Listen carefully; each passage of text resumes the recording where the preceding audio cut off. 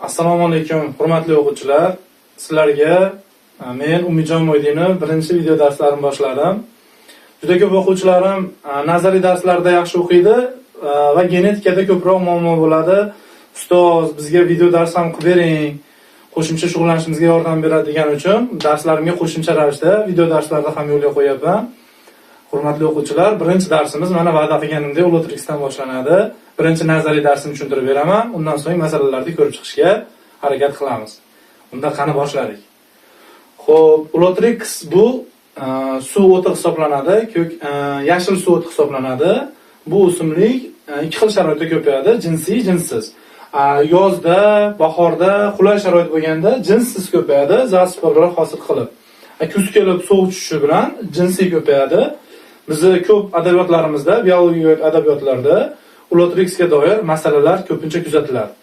Shu masalalarda ishlashda bizda bu masalalarda fundament hisoblangan, poydevori hisoblangan, uning ko'payishi haqidagi nazariy sxema haqida gaplashamiz. Ulotrix jinsiy ko'payganda bitta izogameta hosil qiladi. Bitta izogametada, mana rasmda ko'rib turibsizlar, bitta izogametada ikkita xichim bo'ladi. Buni ip bilan adashtirib olmaslik kerak. Bitta izogametada ikkita xichim bo'ladi. Xuddiki barmog'ingizga o'xshaydi mana. Bitta qo'lingiz va ikkita barmog'ingiz xuddi shunday. Demak, bitta izogametada ikkita xichim bo'ladi. Endi jinsiz ko'payayotganda esa zaspora hosil qiladi. Zasporada esa 4 ta xichim bo'ladi. Demak, qo'limizni o'xshatishimiz uchun mana bunday qilsak izogameta bo'ladi. Bunday qiladigan bo'lsak zaspora bo'ladi. Endi qarang. Bitta izogametada demak ikkita xichim bo'ladi. Bitta zasporada esa 4 ta xichim bo'ladi. Bu endi tushunarli bo'ldi.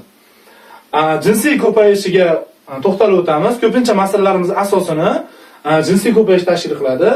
Jinsiy ko'payishda esa ikkita izogameta ishtirok etadi. Mana ko'rib turibsiz, ikkita izogameta qo'shilib bitta zigotaga aylanadi. Ya'ni 2-1, ikki hissa kamayyapti. Ikkita izogameta qo'shiladi va zigota hosil qiladi. Zigotaning soni bitta bo'ladi. Bitta zigotadan qulay sharoitda esa 4 ta yangi Ulotrix ipi shakllanadi. Buni ko'pincha o'quvchilarimiz xichim bilan ipda adashtirib yuboradi. Demak, ikkita izogameta qo'shiladi, bitta zigota, 4 ta ip hosil bo'ladi. Buni qisqartirib, masala ishlayotganda men doim aytaman, 214 qoidasi deyman. 2 1 4. Ya'ni ikkita izogameta, bitta zigota, 4 ta ip.